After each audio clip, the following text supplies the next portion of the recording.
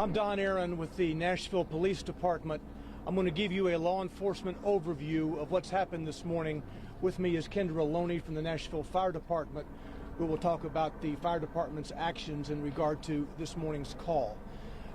This is going to be a brief update as to what has occurred. There will be more from this spot later in the morning with Chief John Drake and others. At 10:13 this morning, the police department received a call of an active shooter inside Covenant School, Covenant Presbyterian Church. The police department response was swift. Officers entered the first story of the school, began clearing it. They heard shots coming from the second level. They immediately went to the gunfire. When the officers got to the second level, they saw a shooter, a female, who was firing. The officers engaged her. She was fatally shot by responding police officers. There was a 5-member team who was on the second floor at that time. 2 individuals from that 5-member team opened fire on the shooter. We know at this point that this shooter is a female. She appears to be in her teens, although her identification has not been confirmed at this juncture. We know that she was armed with at least 2 assault-type rifles and a handgun. We are efforting now to identify her. She entered the school through a side entrance and traversed her way from the first floor to the second floor, firing multiple shots. We now know that there are 3 students who were fatally wounded, as well as 3 adults inside the school. We are working to identify those victims. Including the shooter, a total of 7 persons were killed as a result of this morning's incident at the school. By 10:27, the shooter was deceased. The officers had engaged the shooter by 10:27, and she was deceased. Again, I said the first call came in at 10:13 this morning. We'll have more details to give you later in the morning. Chief Drake will be here in a bit. Now, Kendra Loney from Nashville Fire.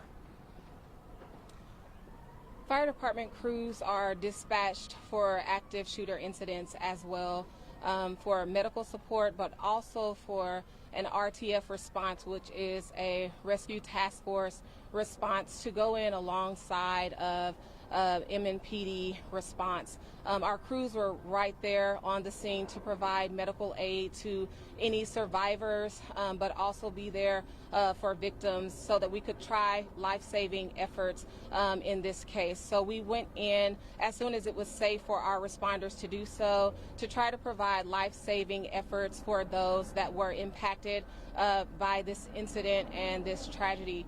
Our crews were able to be on scene to pull out those that had viable signs of life, those that were still showing the option to be saved, and we did make transport of 3 individuals and 3 children, and then 2 adults that were taken from the scene.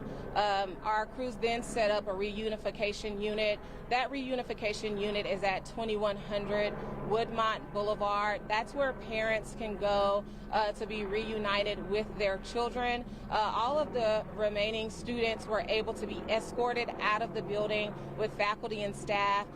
We're not sure about the processes that they had in place, but we were on scene to help them mitigate anyone from seeing exactly what else was going on, but we're sure that they heard the chaos that was surrounding this.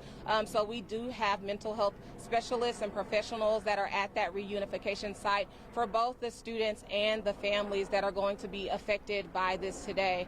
Our OEM units were able to provide buses to make transport from the Covenant School to the reunification site. We had one bus that carried 74 students and faculty staff members to the unification reunification site and an additional bus that had 34 students on them. So all of those persons were carried. It was difficult for us to kind of identify who was just there as part of staff for the church versus who was there for the school, because it's all housed in one building. But at this time, we were able to get that number of persons transported out of the building and into that reunification site. So that is where parents can go to be reunited with their students. There is a hotline being set up for parents to call, but right now that is where they should go, 2100 Woodmont Boulevard, which is Woodmont Baptist Church. Additionally, we do have a debriefing site set up for on-staff or personnel who are working this incident, and there are mental health professionals set up there for them as well.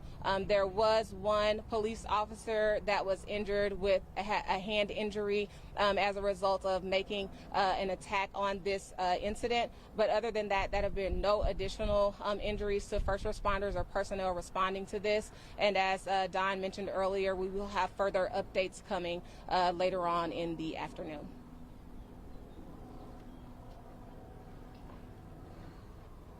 So on a typical day, there would be about 209 students inside the school and approximately 40 to 50 staff members, about 42 staff members.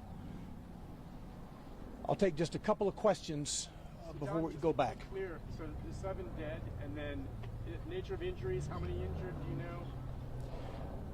That maybe are being treated still, or injuries? I know first responders weren't. But An officer had a wound from cut glass. That is the only other injury that I'm aware of. Do we know if the injuries to the students, are they critical or to another condition?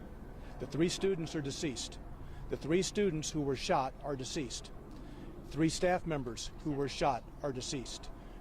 That's a total of 6 victims.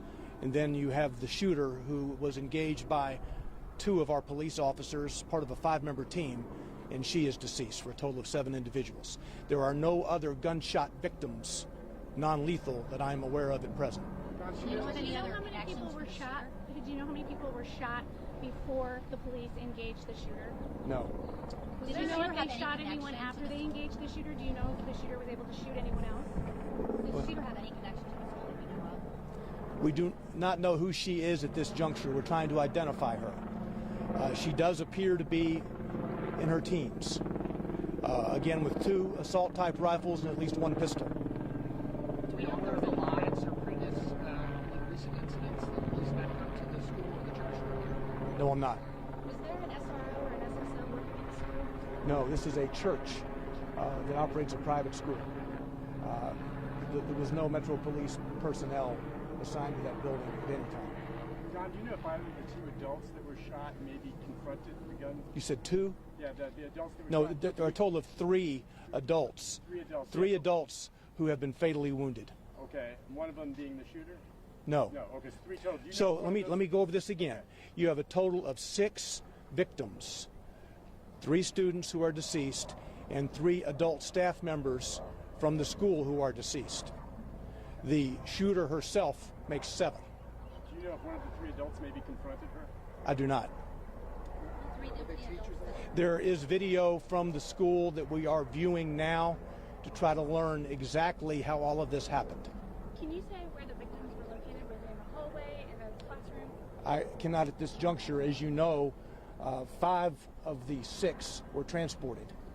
So we will get that information later in the day. did police engage with the shooter inside a classroom or in a hallway? Do we know the location? It is an upper level part of the school.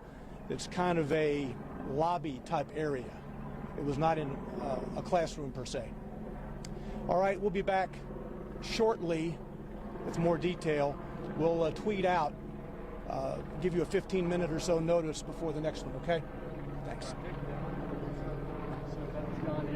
Aren't you guys tired of covering this? Aren't you guys tired of being here and having to cover all of these mass shootings? I'm from Highland Park, Illinois. My son and I survived a mass shooting over the summer. I am in Tennessee on a family vacation with my son, visiting my sister-in-law. I have been lobbying in D.C. since we survived a mass shooting in July. I have met with over 130 lawmakers. How is this still happening? How are our children still dying, and why are we failing them?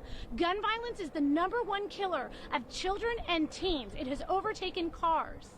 Assault weapons are contributing to the border crisis and fentanyl. We are arming cartels with our guns and our loose gun laws, and these shootings and these mass shootings will continue to happen until our lawmakers step up and pass gun safety legislation.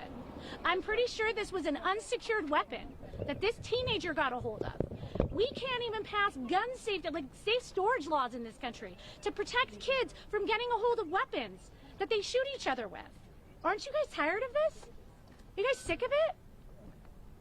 We have to do something. We'll all have to call our lawmakers, and we all have to make our lawmakers make change now, or this is going to keep happening, and it's going to be your kid and your kid and your kid and your kid next, because it's just a matter of time. Can you say and spell your full name for me? Ashby Beasley. Can you spell that? Ashby, it's A-S-H-B like boy, B-Y, B-E-A-S-L-E-Y. And what was the incident you were... It was a mass shooting in Highland Park, Illinois, where there was gunmen who opened fire on a 4th of July parade.